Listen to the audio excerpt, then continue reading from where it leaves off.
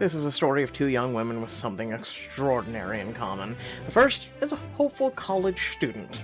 Let's see them faces. 1, 2, 3, 4. We will go with 3. Great. Now pick a hairstyle. We've got 1, 2, 3, 4, 5, 6. I'm gonna go with the flow. Even on the cover of the book. I'm ready. And we'll go with the default. Daisy Hawthorne. Perfect. Now let us begin. Chapter 1. Worlds Collide. It's a gorgeous day in the kingdom of Monterre. And you're stuck in your bedroom in Delta Theta Delta sorority doing homework. That's 1 essay down. And 2 more to go, plus a presentation. Ugh. A pillow gently smacks into your shoulder as your roommate and best friend, Faye, tosses across the room. Hey. Sorry, but you know I hate it when you start muttering to yourself. You seriously need to do a study break. I get wanting to ace all your classes, but you're working yourself to the bone here. You sigh and get off your bed to stretch, surveying the papers and scattered across the room and dozens of research tabs on your laptop. Julivert is a great university, but I thought studying abroad in a kingdom like Monterre would be different. I expected more adventure. Instead of just reading about the history in textbooks, we could be walking ancient streets, meeting new people. Kinda hard to find time for adventure when you got presentations due, though. Yeah.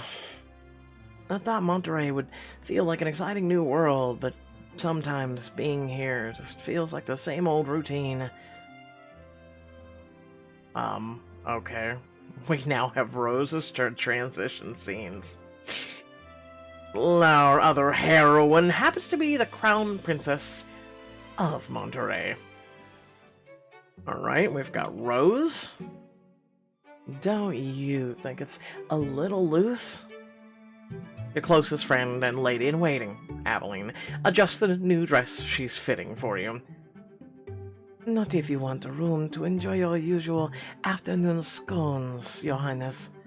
Although I'm afraid your other plans for the day might have to wait. Arms out, please. As you stretch out your arms to be measured, Aveline hands you a note from her skirt pocket. You recognize your father's handwriting. A royal note. My dearest daughter, I've canceled your afternoon ride to make room for a more relaxing itinerary attached below. You needn't worry about today's royal council meeting either. I'll see you for dinner tonight. Love, King Edmund, Dad. Oh no, he's doing it again. As Aveline loosens one of the dress's fastenings and tightens another, you pick up the attached itinerary and begin to read it out loud. 45 minutes for lunch, 30 minutes of light socialization, followed by 1 hour stroll through the gardens.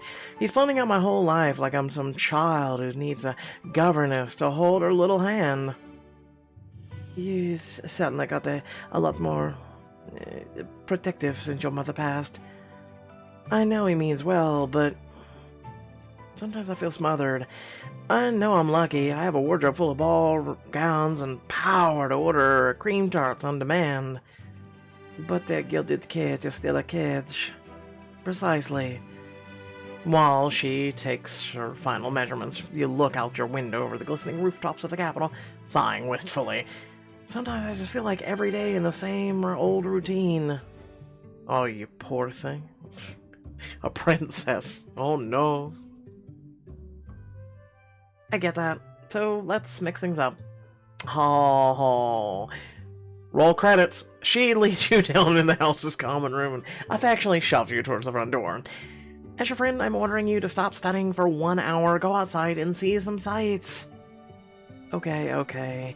Maybe you're right. I could take a walk through the conservatory. That place again? As you grab your keys, you pull an old photo out of your wallet to show Faye. A young woman with your eyes smiles out of it, surrounded by flowers. It's a family thing. My mom visited Monterey ages ago. The conservatory is where she met my dad. Wait, your dad is Monterian?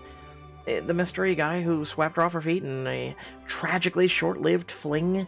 So that's why you practically live in the conservatory. Here I was thinking you were some sort of secret botany nut. Being there makes me feel closer to my family. Whoever my dad was, he changed my mom's life, and mine, obviously. Visiting the spot where they met makes me wonder if something just as life-changing could happen any second. The roses are kind of overdoing it, don't you think? Is there anything interesting on the itinerary, or has my father planned my life down to the second? As Eveline helps you out of your dress from your fitting, you toss the note aside and she catches it. Well, you have 15 minutes of downtime in between relaxing chamber music and embroidery with Lady Agatha. You groan as you lead her out of your bedroom and through the palace halls. I got a better idea. What if we snuck into the capital and had a day to ourselves?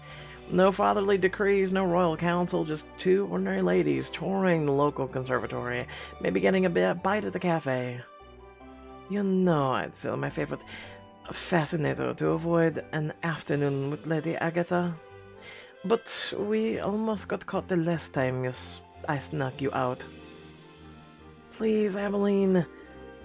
I'll be in your debt for 1,000,000 years. Fine, but I want that put in the royal charter. Done, if you help me sneak out of here. I haven't heard this music in a while. I hope you find what you're looking for, Daisy. Just don't let your life change so much that you miss the sorority party tonight. Don't worry. Oh, fearless leader, I'll be back before you know it.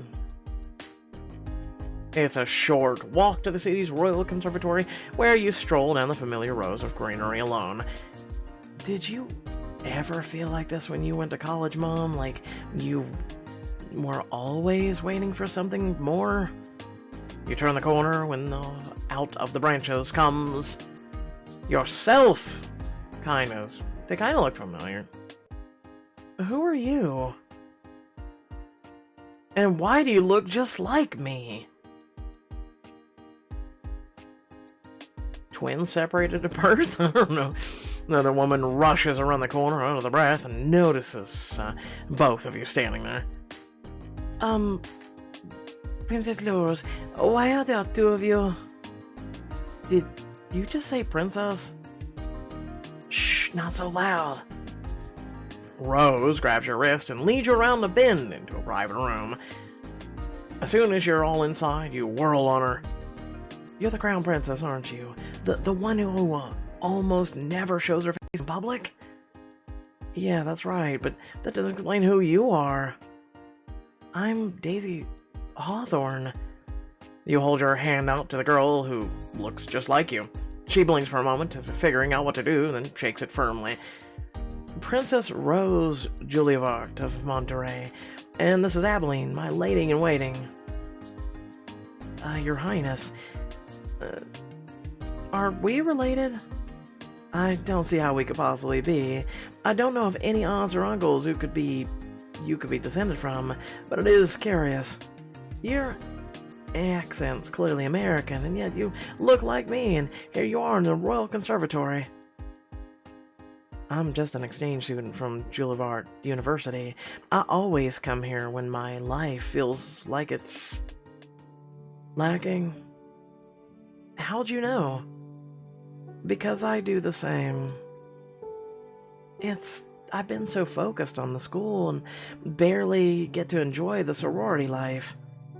My father makes sure that every day is scheduled to the minute, even though I live in the literal palace. Although I'm sure it's nothing compared to the fairy tale galas you're used to.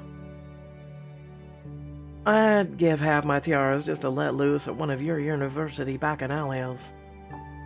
I just wish there was something. We're just confessing all this to our apparent twin. I just can't help wanting something more. Listen, I can't do duplicate voices at the same moment. I'm not that skilled. You stare at Rose as you finish each other's words, the princess's wistful expression slowly turning into a mischievous grin. Oh, yeah, I know that look. Daisy, what if there was a way to make both our wishes a reality? We could switch places for the weekend, starting now. You mean I'd get to live like you? I'm not a princess, though, and you're not me. You can't seriously be considering this, Your Highness. You'd both be in a world of trouble if you ever got caught. So we won't get caught. Just think of it, Daisy. You'd get away from all your worries and spend the weekend in Europe's finest palace. And I get to spend 48 hours living a normal life without anyone telling me what to do. It's all I've ever wanted. What do you say? That sounds like a dream come true. You'll need to give me a few pointers, but how could I turn down a chance to be a princess? Oh, thank you, thank you, thank you. Over the next hour, Rose begins to walk you through the basics. Evelyn, we'll stick with you and help you keep your cover, but you must be prepared. Everything from the way you walk, the way you talk, to the way you curtsy must be done with a regal dose of decorum. She dips into the elegant curtsy to demonstrate, sweeping the skirt out of the way as she bends her knees. Now you try. Gracefully. You dip into a curtsy, trying to bend just as much as Rose did, and mimicking the exact sweep of her hand. It was almost better than yours, Your Highness. I'm a quick student. I knew we could pull this off, but there's a lot more to learn. You know, like the fact we have two different accents, and this is going to get really goddamn confusing for me, but here we go. A little while and a lot of practice later, you move to another room for a lesson of your own. That covers my classes as a history major. Next slide, please, Evelyn. When did you have time to make a presentation? Focus, Rose. Pop quiz. Where did I grow up? A small town near Cleveland, but you transferred here last fall and joined the Delta Theta Deltas. As a nod from you, Evelyn swipes to the next slide on your phone, showing Rose pictures of a cheerful sorority house. My roommate Faye runs the Boulevards chapter, and then we've got Astra, Safia, Luna, and Poppy, Safia's pet snake. You live with the snake? Don't worry. She trained him well. I don't suppose his best trick is lie down. Oh, I see what you do there. You joke, but he just learned play dead last week. I suppose I can handle living with the serpent in exchange for partying with a real-life sorority. Yeah, about that. Academic sororities like us don't normally do parties, except this one, Faye's dragging everyone to tonight. Then how lucky am I that I'm taking your place at exactly the right time?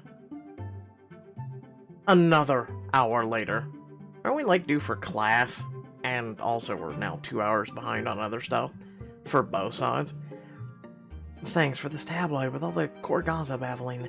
It's way easier to remember the nobles' names when I can put them to pictures. It always pays to have a magazine on hand. Most of the nobles we discuss will be differential to you as you're the princess, but if you see a Lord Cecil, just give him a wide berth. Noted, but how am I going to pretend to be you in front of your dad, the king? You likely won't see my father much. He's normally too busy to do much more than send me lists of planned activities, even on the weekend.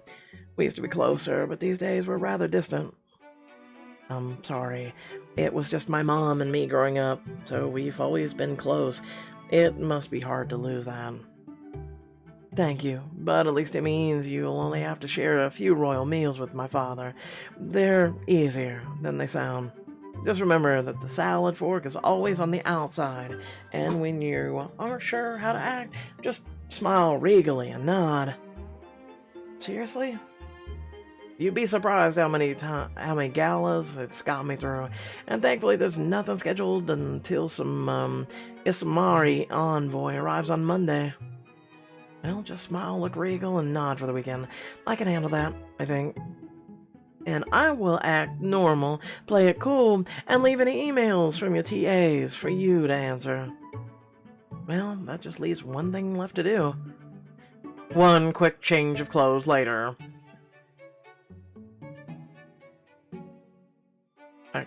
I'm so confused. Are we Rose now, or are we Daisy? Which one are we? I'm assuming it's just the clothes. This is the shortest thing I've worn in ages. And the skirt has so many pockets. Speaking of skirts, I'm back and I'm belling gifts. Let me guess, diamond choice. She sweeps into the conservatory with a garment bag draped over her arm. You unzip it and find a sleek, regal dress. Is this for me? Consider it a parting gift. Even if you trip over your own feet or walk into the Cordonian ambassador, a dress like this will help you look like a princess no matter what. Alright, let me see here. Pretty casual look. That's pretty. I officially feel like royalty. And you absolutely look the part. The dress fits you like a glove. You really do look beautiful, Daisy. And I'm not just saying that because you have my face. As you stare at your doppelganger, a clock begins to chime out in the city, and Evelyn glances at a watch on her wrist. I guess this is goodbye then. You're going to be me, and I'll be a princess. Just for the weekend. It'll be a grand adventure, Daisy. I just know it. I have a feeling you're right. You trade phones, stashing hers in one of your pockets, and Rose leans over and wraps you in a very unregal and very heartfelt hug. Oof. Off you go to the palace, then. I'm sure you'll be fine. But if anything unexpected happens, don't worry. I'll just text you for help. Oh, well, of course you can, but it would be faster to just ask Aveline. Well, you know, she wasn't an option. Are you saying you leave me on read? I would absolutely respond to you as soon as I could. Sorority life permitting. I'll take it. Good luck, Daisy. You too, Rose. See you at the spot on Sunday? As you Americans love to say, it's a date. Aveline gives your princess a parting hug, and Rose heads towards the university, while you and Aveline set off for the palace. Wow, it's even bigger than it looks from the campus. Just wait until you see the interior. You stare at the grand staircase leading to the magnificent palace and doors, and suddenly it all feels a lot more real. I can do this. I can do this. You climb the steps towards the doors where a pair of servants bow to you and swing them open for you. Everything's gonna be just fine. Servants hurry past, cleaning and setting out decorations, while clusters of panicked nobles argue through the hall. What was Ismar thinking? Has anyone seen my feather duster? Put 6 more mince pies in the oven at once. No, make that 8. What's going on, Aveline? I have no idea. Everything was completely fine a few hours ago. Aveline flags down a speed-walking maid holding 2 bouquets of different flowers. What's everyone in such a tizzy about? The Ishmar envoy has just arrived. Today. Uh-oh, SpaghettiOs. The maid nods and finally notices you standing there beside Aveline. She swiftly curtsies and petals scattered at her feet. Your Highness, should we set out our Monterrian roses or Ishmari wildflowers for our guests? I'll smile and nod. Suggest the roses, the wildflowers. Of course, Princess Rose.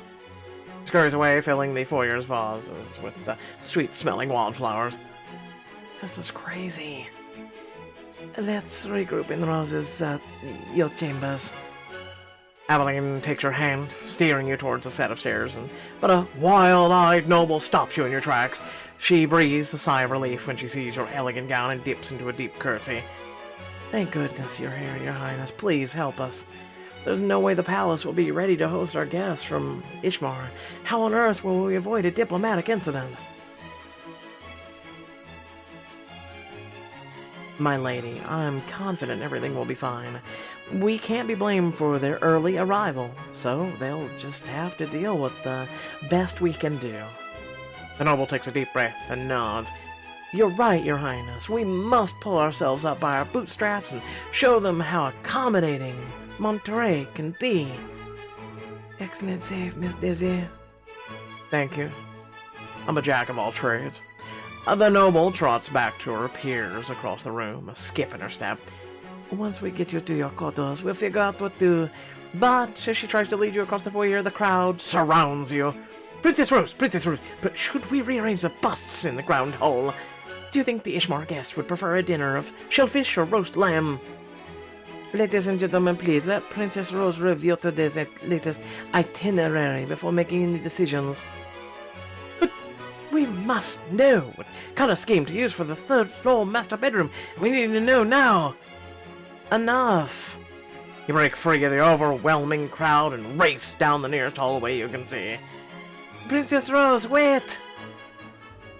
Dash through the maze of palatial halls, looking for a place to catch your breath, till a cool breeze leads you to an empty room with a balcony. I think I finally lost him. Just as you heave a sigh of relief, someone on the other side of the balcony chuckles. You must be hiding from the circus, too. You turn to see someone leaning against the railing. Who do you see? A man. Okay, I got, that's a new one, I think. Like the hair. No. Or just female options. Let's just hypothetically look at the female options, shall we? Okay, that's literally one of them. And the second one. Okay. A bit, well, let's be honest, the options are extremely limited. Like, I'm actually kind of, yeah, very underwhelming. We'll go with look one. Oh, sorry. I didn't know this balcony was occupied.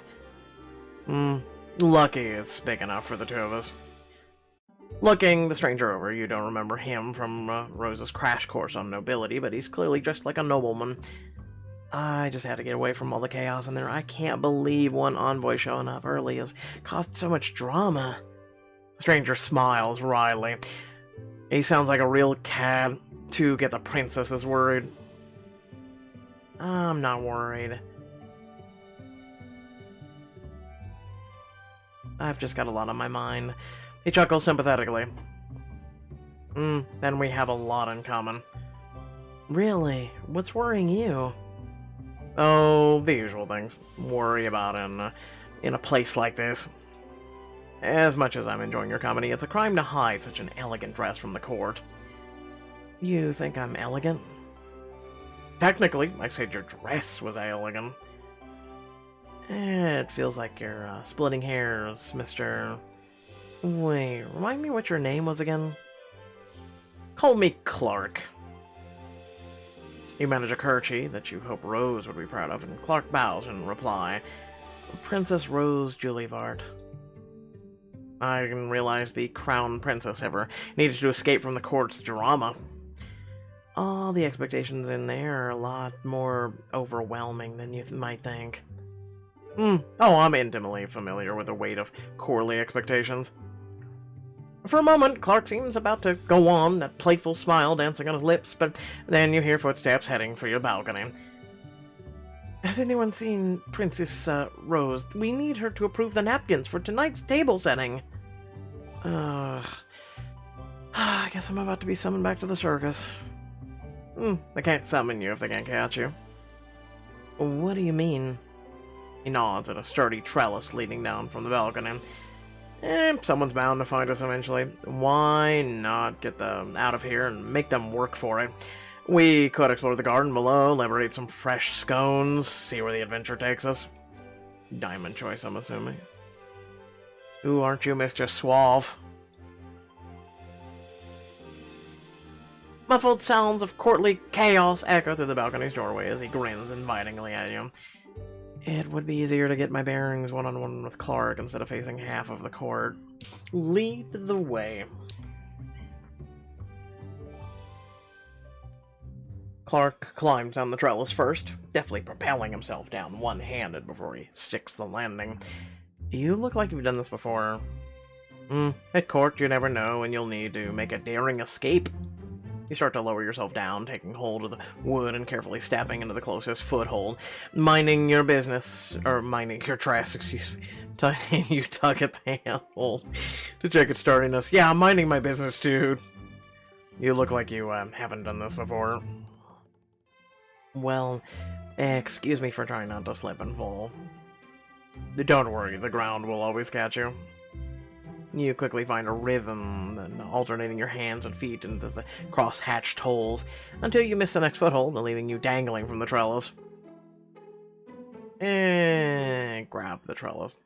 You steady yourself on one of the trellis's vines and hop nimbly to the ground. Nice save. Just so you know, that's a lot harder to do in a skirt. He grins at you, just as a voice rings out from the balcony overhead. Hello, is anyone out there? Your Highness! Let's keep moving. You quietly sneak through a set of doors into the lower floor of the palace. What now? Every good adventure requires fuel for the weary adventure, so take us to the palace kitchen. Right, the kitchen. You do know where it is, don't you? I just don't go there very often, because the staff bring food to my quarters, or the royal dining hall, obviously. Right, well, it's been a long time since I visited the palace myself. He scans an intersection ahead of you and picks a direction. As you follow him, you catch a whiff of freshly baked bread. But I have a way of finding my way through trouble. So, you get into trouble often, then? Some might say it just happens to find me. As you sneak down another hall together, he steps confidently, hardly making a sound. You're really in your element here. What, scavenging for pastries, leaning nonchalantly on balconies to avoid attention? All of the above. He laughs, but there's a little less humor in it than before. I had to learn how to make a quick getaway when I was young. It's a skill like anything else.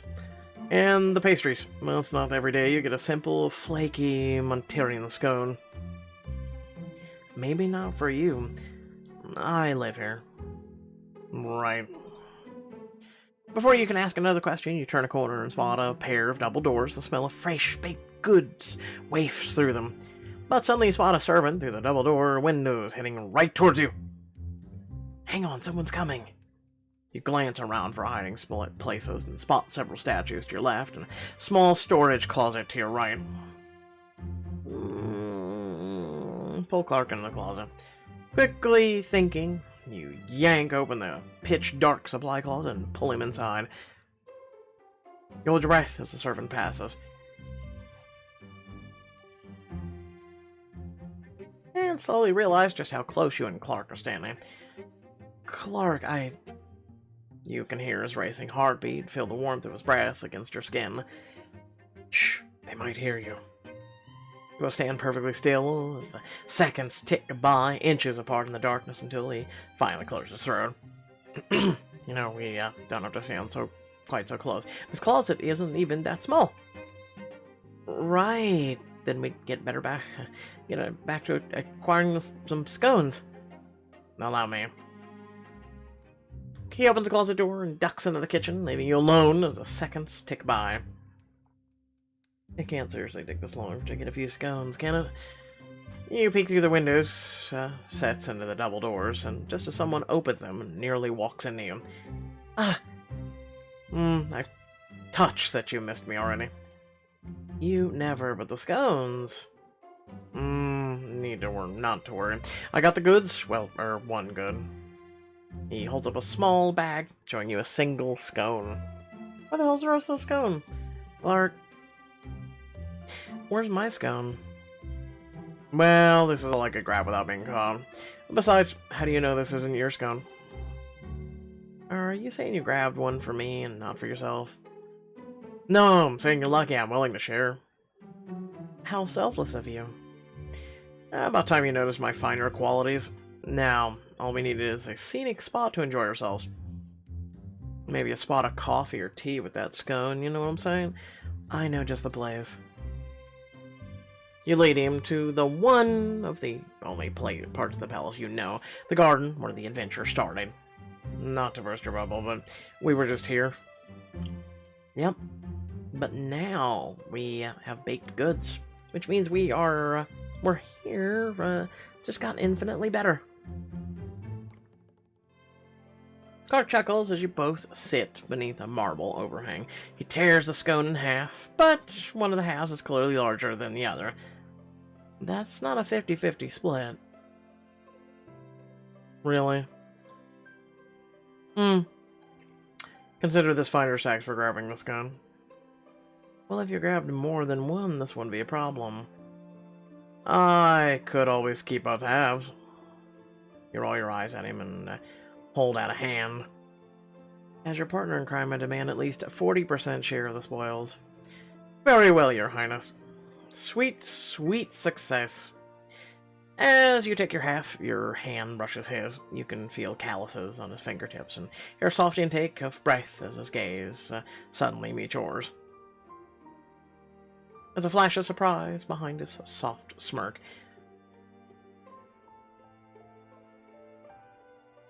Your hand lingers on his, and he doesn't pull away.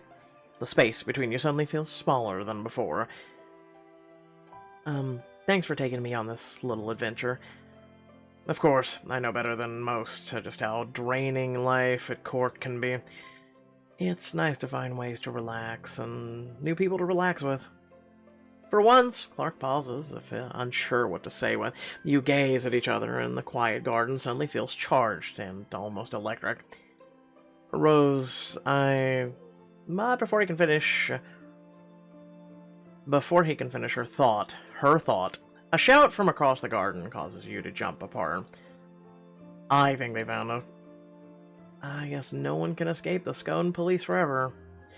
As the figures get closer, you realize it's a young nobleman, the same one who almost caught you on the balcony earlier. Thank goodness I found you, Your Highness. Look, I can explain. But then you realize he isn't looking at you. He's looking at Clark. King Edmund is waiting for an audience, Prince Clark. It would be rude for his Ishmari guests to keep him waiting. Prince Clark? You're the envoy from Ishmar? Quick, how surprised are we? Clark is more than he seems. Can you keep up your act in front of the Ishmari Prince and King? Find out on the next time. Alright, well, without further ado, I love you beautiful faces. Thank you all for watching. Please let me know how I did. Also, if I did do a good enough job, make sure to hit that like button. And it'd be great to have you share the channel and or share the video. By doing one or the other is great. And there are links down below if you want to help support the channel. It'd be greatly appreciated. There's going to be a lot of changes coming up soon involving prior playlists that have been on the channel for quite some time. And basically things that I'll cover in the future. And in terms of what's happening and everything else, I need to like make a specialized video just for that. It's a little bit long and more than enough, you know, it'll be a rant on what's happening with YouTube, this channel, videos, and things like that. So stay tuned for that. But without further ado, let me know what you thought about the new book, and if you enjoyed everything, and yeah, criticism is always welcome. Thanks for watching, love you beautiful faces, and I'll catch y'all next time. Peace out.